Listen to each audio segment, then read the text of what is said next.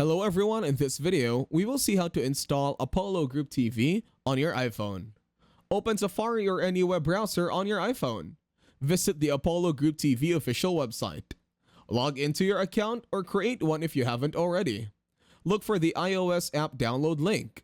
Apollo Group TV usually provides a direct download link or a link to the Test Flight app for beta testing purposes. Follow the provided instructions to download and install the app.